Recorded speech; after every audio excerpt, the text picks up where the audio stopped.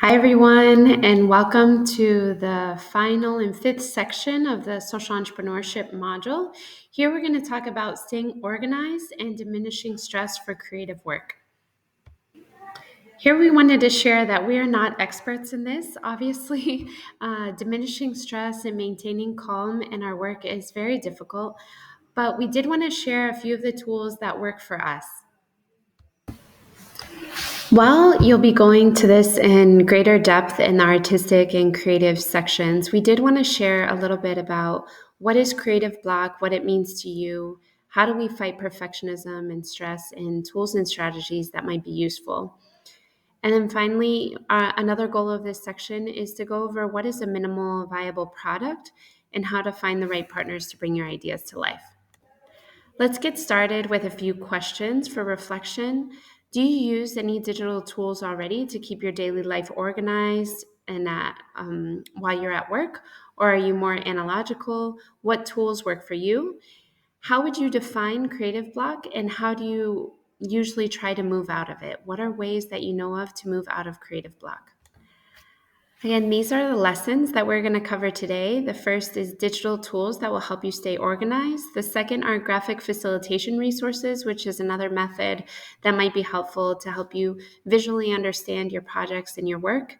The third is tools for transforming creative block. And finally, we'll go over what is a minimal viable product and how to just get started.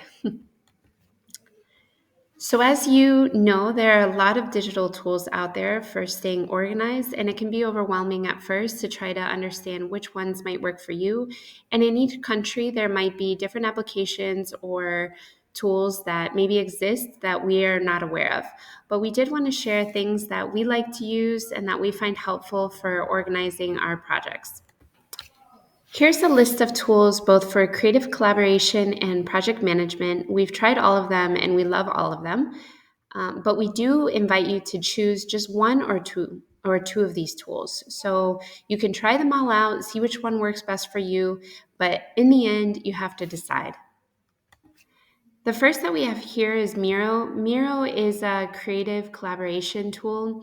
It's versatile. It's like an online whiteboard that allows users to visually organize and collaborate on ideas. There's a lot of different templates to help you out with project mapping, brainstorming, and to dynamically connect concepts.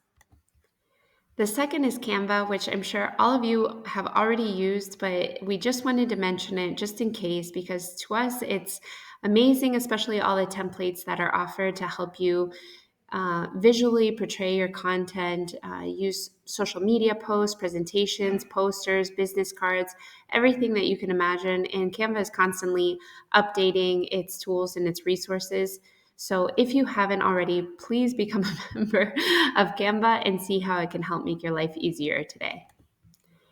In terms of project management, we've tried a lot of different things from Trello to Basecamp, Asana, Notion. And like I said, it's very, very important to choose just one. So for us, in our case, we love Asana. It's a great project management tool to visibly share tasks for your team, to assign people to collaborate on those tasks, to set deadlines. And once we've decided as a team to use Asana, it's become for us a go-to tool every day to help organize our work. The other two tools, Trello and Notion, are also excellent. Trello is more of a visual board tool. So if you're a person that likes to organize, maybe by seeing the different like visual aspects of your projects in one place, Trello can be a great option. And Notion is another tool that can help you with your project management. And also, if you're creating an experience for other people, to put all the information in one place and share it with those who are going to be participating in that experience. Whether or not you're more of an analogical person and you prefer using the typical agenda, you can combine these tools with digital online ways to organize yourself as well. So please, we'd love to hear from you. What are your favorite tools? Share them in the forum with others, and we'll discover what works together. As artists and creatives, graphic facilitation can be a great tool to help you visually organize your ideas. What is graphic facilitation? This is a visual method used to help lead discussions, ideas, and problem solving by illustrating those key points in real time. It's especially useful for artists who want to integrate visual thinking into their creative processes, presentations, workshops, or meetings, and it can help to unblock discussions. If you're interested in exploring more about the world of graphic facilitation, whether for your own personal practice or also as a resource for facilitating meetings and other spaces where various topics are being discussed, here we wanted to share a few resources that could be a great starting point for you. Here are four books: The Idea Shapers, The Graphic Facilitator's Guide, Visual Meetings, and How to Draw Your Day. We invite you to take a look at these books if you like the idea of graphic facilitation and want to learn more. Websites like Canva or Creative Market also offer ready-made templates for graphic recording and visual mapping, which you can customize to fit the specific needs of your projects. And we wanted to share this tool. They're called Shucken International. They've created printable resources focused on the application of this approach to youth work and to the educational fields. So here we've included a link to their project. Like I said before, we wanted to delve in a little bit into the topic of creative block, although you'll be talking about this more in the other sections of the modules that are available in this course. Some of the causes of creative block can be stress, fatigue, perfectionism, fear. Creative block is usually when our neurological overload is blocking our creative flow. We've all been there before when you're looking at an empty canvas or an empty sheet of paper and you don't know what you want to do or you don't know where to start. In the personal growth module of this course and also in the artistic and creativity modules, you'll learn really amazing strategies to help you in unblocking creativity. There's rest, there's this idea of making things playful, and going back to our inner child, creating an inspiring environment for us to work in, self acceptance, not judging yourself, accepting yourself can free the mind to generate new ideas. But I'd like to focus especially on meditation. I really believe that silence and meditation is a practice that can help us and help to create new ideas and offer a space for us to also be assertive and lovingly accept ourselves. Meditation for me has been an eye opener, and it's something that I know that if I'm not meditating, my day to day life is being affected. And we really invite you through this project to create a space for yourself where that is inviting, that encourages you to sit down every day, to take some time for yourself, to relax, but also to learn strategies for mindfulness and meditation that you'll go through in the personal growth module that I'm sure will help to transform your lives. It has for me. Many of us, especially women, suffer from imposter syndrome. This is that feeling that our achievements, the things that we've done in our lives are not really real, or that we're not deserving of praise or success. It's often associated with perfectionism or being overly critical of one's own work, and it can paralyze us and make it harder for us to reach our goals. And here we wanted to share powerful strategies to overcome imposter syndrome. But like I said, in the creativity and artistic module, you'll go through these in greater depth. The first is journaling, or offering a gratitude journal, having a place where you can identify three things that daily you can sit down and really feel that you're grateful for. The second is by establishing SMART goals to make sure that the goals that we are establishing for ourselves every day or every week or every month are specific, measurable, achievable, relevant, and time bound. And then each of the small activities that are related to those goals help you achieve what you're looking or what you've set out for. The third has to do with affirmations and positive self-talk. This is really helpful by setting intentions every day in positive affirmations. It may seem like a silly exercise, but it's something that can really help to train our brain and to help us feel better about accepting those things in ourselves that are maybe harder for us to understand. But accepting ourselves just the way we are is a way to move forward and to overcome both imposter syndrome and creative block. We've talked about this before as well, but establishing a supportive, creative network is really, really important. Surrounding ourselves by peers and mentors and accountability partners and people that really believe in us and help us to feel um, acceptance as we are. Being surrounded by people that offer you energy and support and accept you and love you and support you and understand what you're going through. This can be either online or in person, but it's what we've talked about, no? That it's super important to find people that are help you to understand that you don't have to go through all of this alone.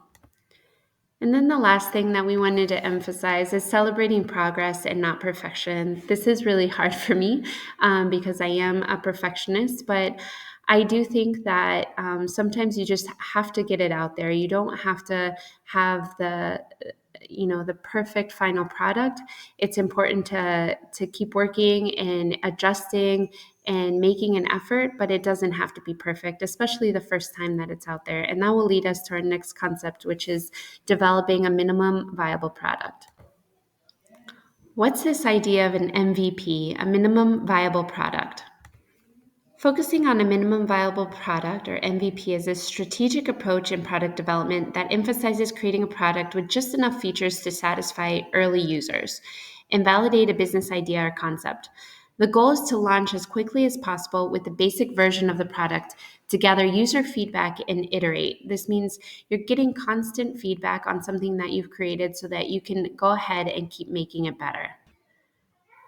Why focus on an MVP? First of all, sometimes it's hard to just get started, so it's important to get something out there as soon as possible. This way, you can have early market validation, you can test your assumptions. Maybe if you've created a hypothesis around your product and you'd like to get feedback, as soon as you get your product or your service out there, you can receive feedback from those around you. The second part of this has to do with reducing risk. The idea of reducing risk means that you're not heavily investing in a product that may not fit with the market. Instead, you can identify the market demands early and adjust your approach accordingly. The second idea, like I said, is to get it out there as fast as possible, launching quickly. A lot of startups do this. They focus on just the essential features that you need to release your product and get it out there as soon as possible. This idea of MVP is also more cost efficient. It helps to lower your initial development cost because the features or the aspects that you're focusing on will save you time and resources and help you to build a more affordable product. An MVP also enables you to get user feedback to iterate to make sure that you're constantly improving your product. It also helps with fundraising by proving your potential to possible investors, if that's the case. And then, thirdly, it also builds the foundation for future development. If you'd like to learn more about this concept of minimum viable product, you can check out a book that we've read. It's called The Lean Startup Approach by Eric Ries. Here's some final thoughts or takeaways that we'd like for you to go with. The first is to be intentional with the tools that you're using, the digital tools. There's a lot out there, so make sure that you just choose one or two things that work for you.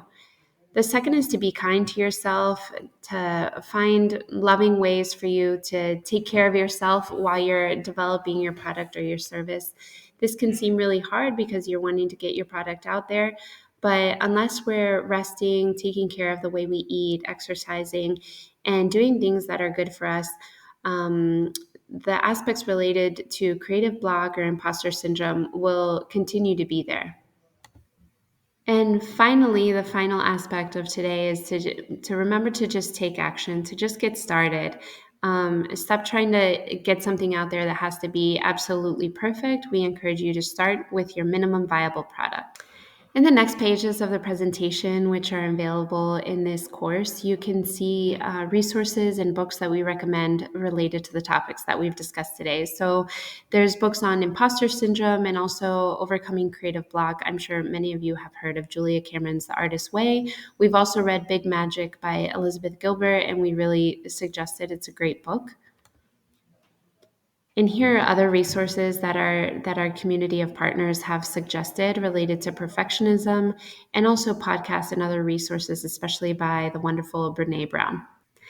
Thank you so much for joining us on this journey, social entrepreneurship and learning together.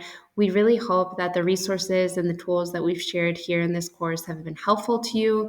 If you have any questions, we're here at any time and we're happy to help accompany you on your journey. And we're excited to see you and learn from you in the forum and also in person through the Ment-Art project. Thank you for being here.